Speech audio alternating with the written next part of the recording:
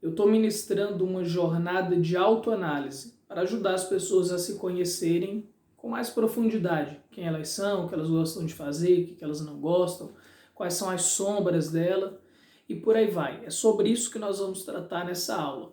E aí é muito interessante que antes de eu gravar essa aula, uma das pessoas que estão dentro do grupo me mandou uma mensagem no privado falando assim: Francisco, eu vou sair. Eu perguntei, por que você vai sair? Sair do grupo, no caso, né? Ela, porque é muito difícil responder essas perguntas. Nem eu sei responder. E aí eu respondi, é exatamente isso. Você não se conhece. E é por isso mesmo que você quer sair, porque você não se conhece. E isso é o trabalho do autoconhecimento, da autoanálise. Às vezes você vai se deparar com coisas que são desagradáveis de se ver. Autoconhecimento não é uma coisa agradável de início, porque você vai se deparar com as tuas fragilidades, com as tuas dores, com os teus medos, assim como você vai conhecer também as tuas forças, aquilo que faz você ser o ser humano único que você é. E aí, aqui é uma grande informação. Para as pessoas que não sabem responder determinadas perguntas a respeito do autoconhecimento, isso já é uma informação a seu respeito. Significa que você não se conhece. Olha, isso já é autoconhecimento, isso já é autoanálise. É olhar para si e reconhecer. Eu não sei quem eu sou, o que eu gosto, o que me deixa triste, o que me deixa com raiva. Eu não sei quais são as minhas forças, quais são as minhas sombras. Isso já é autoanálise, autoconhecimento. E aí, a partir dessa informação, você pode ir mais fundo. Opa, se eu não sei quem eu sou, então significa que eu preciso estudar mais e conhecer mais a respeito de mim mesmo. A respeito de mim mesmo. E é pensando nessas situações, nas pessoas que têm pouco conhecimento de si, de como elas funcionam, que eu estou gravando essa aula. Nós vamos falar sobre quem é o ser humano. Alguns aspectos dessa complexidade que é o ser humano. Você é um ser humano complexo, não existe uma resposta única para definir quem você é. E aqui, nesse curto intervalo de tempo, eu não vou conseguir explicar toda a profundidade do que existe em você. Imagina, eu levei mais de 5 anos numa faculdade e mais outros anos fazendo estudos para compreender a dimensão, a imensidão do que é o ser humano. Em um vídeo de 20 minutos, 30 minutos, não dá para você conhecer isso tudo e falar sobre isso tudo, mas eu vou procurar sintetizar ao máximo para te trazer um pouco mais de clareza a respeito de você. Bom, essa aula faz parte da série Verdades Duras de Ouvir, Essenciais para Evoluir. A primeira informação a seu respeito: você é um ser consciente e inconsciente. O que significa isso? Existe um aspecto seu consciente, ou seja, você sabe que você está me ouvindo, que você está me vendo. Isso é aquilo que é consciente. Mas existem uma série de coisas que estão acontecendo de forma inconsciente, que você muitas das vezes não tem consciência. Por exemplo, algumas pessoas podem ter sentido carinho por mim, podem olhar esse vídeo, gostar da minha voz, gostar da minha aparência e gostarem da minha pessoa. Outras pessoas, eu não fiz mal nenhum para elas, elas não têm nada contra mim, mas elas podem se sentir incomodadas com a minha voz, com o meu gesto, com a forma que eu estou ensinando e simplesmente me detestarem. Às vezes até desligam o vídeo só no primeiro contato. E o porquê é isso? Algumas pessoas dizem, o santo não bateu, ou o santo bateu. Na verdade, não, isso tem relação com um processo inconsciente que está acontecendo dentro de você. De repente, se você gostou de mim, é porque você associou com alguma lembrança boa, ou porque eu estou falando algo que você gosta e que você já está buscando, e aí criou essa conexão entre você e eu. Já aquelas pessoas que não gostaram de mim, ou a minha voz, ou o meu gesto, minha forma de olhar, qualquer coisa, elas não gostam, sendo que eu não tenho feito nenhum mal para elas, porque foi mexido em algum aspecto inconsciente de algum trauma delas, ou passou contato com alguma pessoa, em algum filme, alguma lembrança, que despertou uma emoção, uma vivência desagradável para essa pessoa, e ela associa isso à minha pessoa. Isso é muito interessante. O inconsciente existe e ele é responsável pelas suas escolhas, pelas suas reações, por como você se comporta no mundo. Tanto o inconsciente pessoal quanto o inconsciente coletivo. O que é o inconsciente pessoal? De forma mais didática possível nesse curto intervalo de tempo. Imagina que a obra de Freud para falar sobre o inconsciente são 21 volumes. E os psicanalistas que vieram depois, é enorme a obra para entender sobre o inconsciente. Freud, Jung, várias pessoas que se dedicam ao estudo e se dedicaram, e os que são vivos hoje que se dedicam à profundidade desses conhecimentos, não é uma coisa tão simples de compreender. Mas vamos ao que interessa. O inconsciente são aquilo que está dentro de você, os seus traumas, aquilo que você não tem consciência, aquilo que acontece sem que você queira, a sua regalia, sem a sua escolha, simplesmente acontece. Sejam traumas, sejam ensinamentos que foram transmitidos para você e que formam o ser humano que você é, as escolhas que você faz. De forma resumida, inconsciente é isso. É tudo aquilo que está acontecendo dentro de você que você não conhece, que não tem noção. E que para você descobrir as coisas que estão no teu inconsciente, você precisa fazer análise, autoanálise, terapia, para começar a conhecer as crenças que estão dentro de você, crenças limitantes, bloqueios emocionais, informações ou dores, traumas e por aí vai, assim sucessivamente. Isso é inconsciente pessoal, tem relação com a sua história de vida, com as suas vivências. Inconsciente coletivo fala dos arquétipos, dos símbolos que se repetem em diferentes lugares do mundo, mesmo que você nunca tenha visto aquilo, que você nunca tenha escutado determinado arquétipo, ele se repete nas mais diferentes civilizações, nas mais diferentes épocas, independente da sua escolha. E ao ter acesso a esse arquétipo, a esse inconsciente coletivo, isso vai modificando a sua dinâmica em relação ao mundo.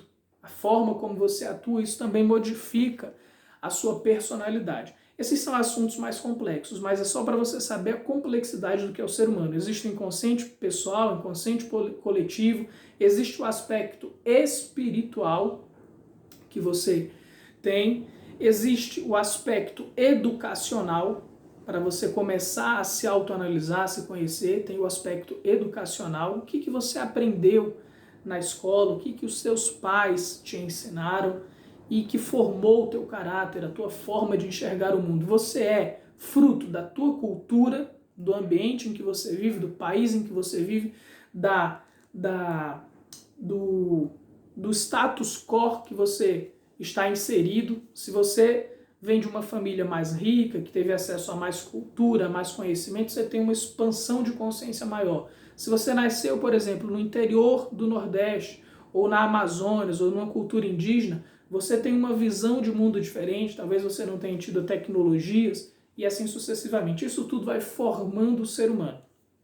Além desse aspecto consciente e inconsciente, cultural, nacional, para formar dos traumas, dos ensinamentos, sejam esses espirituais ou educacionais que foram transmitidos para você pelos seus pais, para ir formando o ser humano que você é, você precisa entender que você é ambíguo, você é antagônico. O que significa isso? Ao mesmo tempo, nós estamos falando muito sobre procrastinação nessa jornada de autoanálise. O que é a procrastinação? É deixar para depois aquilo que você pode fazer agora. É ficar adiando aquilo que é importante ser feito. É uma das vertentes. Vai ter uma aula sobre procrastinação também. E ao mesmo tempo em que você procrastina, você deixa de fazer aquilo que você tem que fazer, que é necessário para você fazer, você deixa de fazer isso. E ao mesmo tempo você tem o interesse de ser diferente. Olha o que é antagônico, o que é ambíguo. Eu não quero ser procrastinador. Conscientemente eu não quero ser assim, mas inconscientemente eu acabo agindo de forma a procrastinar, a não fazer o que tem que ser feito na hora que precisa ser feito, e isso vem me atrapalhando. Então você é ambíguo. Por isso que a terapia é necessária, para você começar a conhecer esses seus lados antagônicos, essa sua ambiguidade, essas suas incoerências. E quando você começa a entender isso e agir de forma mais coerente, você começa a ganhar poder, a trazer para o consciente, para o racional, aquilo que está inconsciente, que está te atrapalhando, que está te prejudicando. Nós somos também muito preconceituosos e fechados à nossa verdade. Em que sentido, Francisco? Digamos que você sinta inveja, que você sinta raiva, que você sinta preguiça, que você seja aquela pessoa medrosa e você não consegue admitir nem para você mesmo, nem para outras pessoas as tuas sombras, a tua verdade, aquilo que você está sentindo, aquilo que você é. E aí você nega para si mesmo aquilo que você vive. Algumas pessoas que vivem em relacionamentos destrutivos e sabem que aquilo está matando a pessoa, mas ela nega a verdade para ela mesma, que está infeliz no relacionamento. Pessoas que são criadas por mães que são, ou pais que são tenebrosos, que são ruins, porque isso é uma mentira. Você dizer que toda mãe é boa é mentira. Existem mães bruxas, existem mães que são terríveis, que maltratam, que magoam, que abandonam, que fazem uma série de coisas com seus filhos.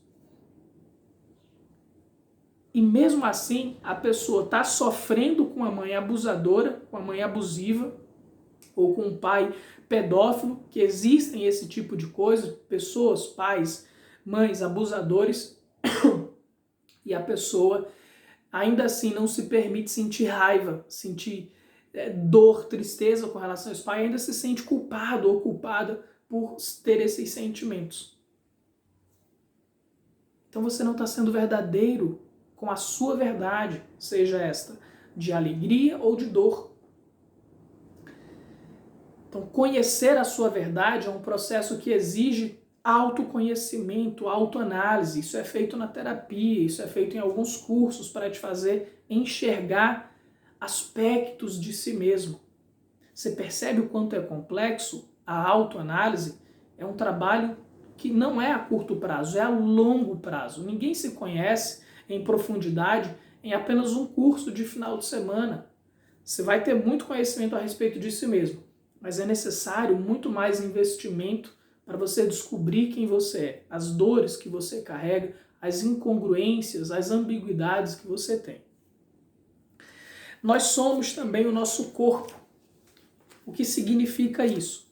Se você está sentindo dores no seu corpo, como é que você vai ser gentil e simpático muitas das vezes? Se está doendo, está lá com a fibromialgia, com câncer, com qualquer que seja a dor, a doença, o aspecto que está te machucando, isso vai mexer na tua personalidade, isso vai mexer na tua forma de lidar com as pessoas, porque isso incomoda. Então você é o seu corpo, você é aquilo que você come. Se você se alimenta bem, você vai ter a tendência a ter um corpo mais saudável e emoções mais saudáveis. Se a sua alimentação é tóxica, não é uma alimentação saudável, é uma alimentação muito gordurosa, muito cheia de açúcar, naturalmente isso vai gerar em você depressão, isso vai gerar ansiedade, isso vai gerar dependências, isso vai gerar uma lentidão de pensamento em alguns aspectos, ou alguma euforia, se você toma muita cafeína. Até o que você põe para dentro de alimento modifica o teu estado emocional, modifica a forma como você vai ser e como você está sendo. Então, ter conhecimento, clareza daquilo que nós nos alimentamos, de como utilizamos nosso corpo, quais são as sensações, autoconhecimento, autoanálise, é conhecer isso. O que eu me alimento e o que esse alimento faz comigo, com a minha personalidade, com o meu corpo. O que o meu corpo gera de sensação no meu cérebro, nas minhas emoções, nas minhas escolhas de vida. Percebe a complexidade, a profundidade de entender o que é o ser humano? Como eu já falei, você é as suas crenças, sejam essas familiares, culturais, políticas. Isso vai definir a forma como você enxerga o mundo, as escolhas que você vai tomar, as decisões que você vai tomar. Isso tudo precisa ir aprofundando, expandindo, tendo total clareza de quem você é, de como você está sendo formado. Somos seres espirituais, como eu já falei, então existe essa influência espiritual também, e quem nega isso é porque de fato não está enxergando a verdade de que essa manifestação espiritual ela acontece em diferentes épocas, culturas, pessoas, idades diferentes, diferentes religiões, o lado espiritual está presente. Ter consciência disso também é fundamental, isso também fala muito a seu respeito, esse seu aspecto espiritual, isso forma a sua identidade, a forma como você interage no mundo. Por exemplo, uma mãe que ela é evangélica e acredita na salvação, e aí ela tem uma filha ou um filho que é sapatão, por exemplo, e o que isso acontece com essa mãe? Ela acha que esse filho, essa filha, vai para o inferno. E isso gera uma dor tremenda dentro dessa mãe e ela passa a tratar mal a filha ou o filho, passa a achar que aquele filho já está condenado. Isso tudo forma a sua maneira de ser, de se relacionar com as pessoas e de enxergar o mundo. Já se você é uma mãe que tem um filho gay ou sapatão, homoafetivo, digamos assim, e você é espírita, você vai entender que isso é uma escolha da pessoa e que ela é livre, que o espírito não tem sexo, o espírito ele pode ser homem ou mulher, a escolha do espírito, o que interessa é o caráter do espírito. E a sua relação com esse teu filho, com essa tua filha, vai ser completamente diferente. Completamente diferente, já vai aceitar aquilo, mesmo que tenha alguns preconceitos, mas vai aceitar a maneira de ser do outro e vai olhar não pensando em aspecto de salvação, mas pensando a longo prazo, em eternidade, e vai querer educar esse filho, essa pessoa, para que ele seja uma pessoa de caráter, de virtude, de valor, que é isso que vai fazer diferença para quem tem essa crença espiritual. E assim sucessivamente. Então entenda quão complexo é o ser humano, as dinâmicas humanas, para que você consiga compreender ainda mais a respeito de si mesmo. Por isso que eu digo, autoconhecimento, ele não passa só por saber quem eu sou, mas estar inserido numa cultura, numa sociedade e saber como esse mundo é, como ele funciona, para que eu tenha mais sabedoria e a partir daí eu possa fazer escolhas mais assertivas e me conhecer com profundidade. Porque se a minha identidade espiritual é formada pelo espiritismo, eu vou ser de uma forma. Se a minha identidade espiritual é formada pelo budismo, eu vou ser de outra. Se é pelo cristianismo, eu vou ser de outra. Se eu sou ateu, eu vou agir de outra forma. E assim sucessivamente. Então os teus valores, as tuas crenças, o que você pensa da vida, isso tudo influencia a maneira que você é e que você se comporta no mundo. Saber que você não controla o que você sente, as suas emoções, que não está no seu controle, por exemplo. Se você sente inveja, se você sente raiva, se você sente nojo de alguém, se você sente medo, isso não está no teu controle. Essas emoções, elas vão acontecer naturalmente, a tua regalia, sem que você queira. Agora, que o que você vai fazer a partir dessa emoção está no teu controle. Eu fiz uma brincadeira com um rapaz que trabalhava comigo, ele falou, Francisco, eu não estou entendendo isso, o que é a diferença entre emoção e sentimento? O que é eu sentir e eu controlar? Aí eu olhei para ele assim, dei um tapa no peito dele, ele ficou assustado, tomou um susto, né? Falou, que é isso, cara? E eu bati forte. Falei, nesse momento você sentiu, mesmo que você não quisesse sentir, você sentiu raiva de mim. E sentiu medo também, talvez. Mas provavelmente raiva. O que você está sentindo? Ele falou, Francisco, eu estou sentindo raiva, vontade que eu tenho de te dar um soco na cara. Eu falei, é isso mesmo, você não controla a emoção da raiva. Ou qualquer emoção, elas surgem dependendo das circunstâncias que você passar. Você está sentindo raiva, é isso aí. Agora, você controla o que você vai fazer com a raiva que você está sentindo. Você sentiu raiva, a vontade que você teve é de me dar um soco na cara. Ele falou, é isso mesmo. Mas e por que você não faz isso? Ele falou, porque nós estamos no trabalho, se eu fizer isso eu vou ser demitido, e porque eu não quero agir dessa forma, porque você é meu amigo. Aí eu falei, exatamente, você está usando o seu cérebro, o seu racional, para, de forma inteligente, lidar com essa emoção da raiva, que não depende de você, que simplesmente acontece mediante alguma situação. Isso é autoconhecimento, saber que as suas As suas emoções, elas acontecem independentemente da sua escolha. Agora, o que você vai fazer com a emoção que surgiu dentro de você, isso está no teu controle. Então você pode ter inveja de alguém, e a partir dessa sensação de inveja, dessa emoção, desse sentimento de inveja, você pode trabalhar para destruir essa pessoa ou o objeto do qual você sente inveja. Ou você pode simplesmente olhar para dentro de si, reconhecer a inveja que você sente, se autoanalisar e entender, opa, eu estou com inveja. Por que eu estou com inveja? Porque eu não me amo? Porque eu acho que eu não sou capaz de conquistar isso? Enfim, se autoanalisar e agir diferente. Utilizar essa inveja de forma diferente. Em vez de prejudicar o outro, trabalhar a si mesmo, crescer a partir dessa informação que esse sentimento, que essa emoção trouxe para você. Autoconhecimento é ter essa abertura para ouvir o seu corpo. O que eu estou sentindo agora? O que eu senti quando o Francisco deu um tapa no peito dele e eu não esperava que ele fosse fazer isso? O que eu senti no meu corpo? Quais foram as sensações que eu tive? Quais foram os sentimentos que emergiram na minha consciência? Quais foram os pensamentos que emergiram na minha consciência? Você teve reações conscientes e inconscientes, como eu venho explicando. Olha quão interessante é o ser humano. Isso é se conhecer, é ter a profundidade para entender o quão complexo que você é. É ouvir o seu corpo. Ouvir se o seu corpo está falando alguma dor, está incomodando, se você não está relaxado, se você está tenso. Isso vai apertar o seu maxilar, vai apertar os seus ombros, a tua coluna. Você pode sentir dores de cabeça. E se você relaxa o teu corpo, você consegue ter mais tranquilidade para pensar, para agir. Escuta o teu corpo. O que o teu corpo diz para você? Escutar o teu corpo não é ouvir. O corpo não está falando como eu estou falando aqui. Mas a forma como o seu corpo se comporta, relaxado, tranquilo, ou aquele corpo tenso, raivoso. Isso traz informações a respeito de você, a respeito de como você está se sentindo. Algumas pessoas dizem, nossa, eu estou tranquilo, eu não me incomodo com nada não. Aí você olha para o corpo da pessoa, a pessoa está fechada. A pessoa está com o maxilar travado. A pessoa fala, não tenho ansiedade não, sou uma pessoa muito tranquila. Mas está toda tensa.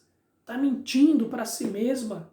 Está mentindo para mim, para o psicólogo, ou para quem quer que seja. Se conhecer é, como é que eu estou com o meu corpo? Se o meu corpo está relaxado, está tranquilo, sem nenhuma tensão, muito provavelmente você está no estado de paz interior, de tranquilidade, de contemplação da vida.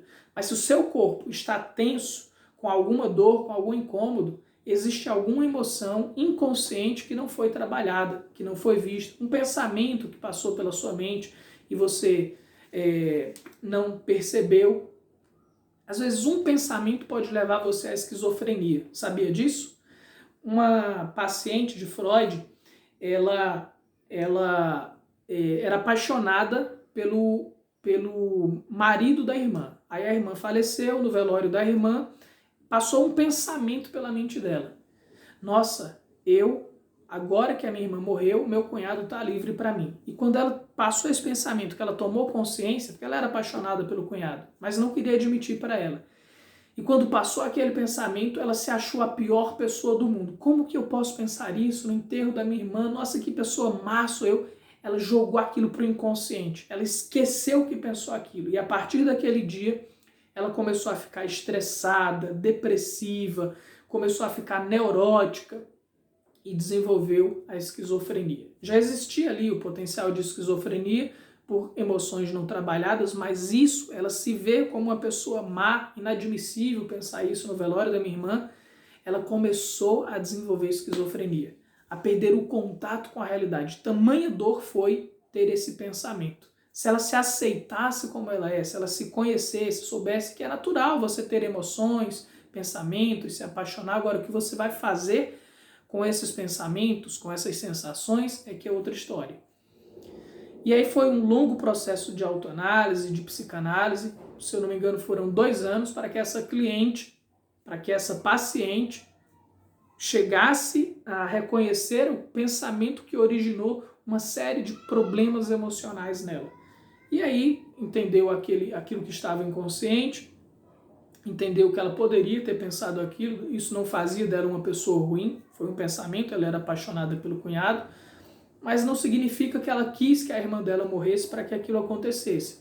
E foi ressignificando, ressignificando, e ela voltou à vida normal, a ter paz interior e assim sucessivamente. Percebe a complexidade que é o ser humano? Por isso que eu digo que a doença, ela não é fruto simplesmente da doença. O teu corpo não é doido, o teu corpo é extremamente inteligente. Quando você tem alguma doença, é porque foi ativado um programa biológico de sobrevivência para te dar tempo, fazer você ganhar tempo com aquela situação dolorosa, por isso que vem a doença. E é muito importante entender esses aspectos. Então aceita a sua totalidade se você quiser se autoconhecer, se você quiser se autoanalisar. O que é aceitar a minha totalidade? Aceitar as tuas sombras, aceitar os pensamentos que são considerados negativos ou maldosos, os pensamentos de medo, de ansiedade, aceitar a tua força, a tua alegria, a tua coragem, a tua bondade, aceitar aquilo que você é com profundidade. E aceitar não significa ceder aquilo. Por exemplo, eu costumo dizer o seguinte: se você tem vontade de matar alguém, Francisco, você fala para eu aceitar essa vontade de matar a pessoa? Aceitar é reconhecer aquilo, é não mentir para si mesmo, mas eu não digo que você tenha que ceder ao impulso de matar alguém, ao impulso da violência. São coisas diferentes. Aceitar te possibilita se enxergar, perceber quem você é, como você funciona, quais são os teus limites, para que você age de forma assertiva nas suas comunicações com os outros e com você mesmo. Mas não significa ceder aos teus impulsos. Você pode ter desejo de transar com alguém, você pode ter o desejo de pedofilia, você pode ter o desejo de inveja, você pode ter o impulso de assassinar alguém. Não significa que você tenha que ceder a isso. Não significa que você é um monstro ou uma monstra por causa disso. Você se torna um monstro se você cede a esses impulsos como um ser irracional, como um ser incapaz de pensar, de sublimar as suas emoções, de dar um novo significado para aquilo.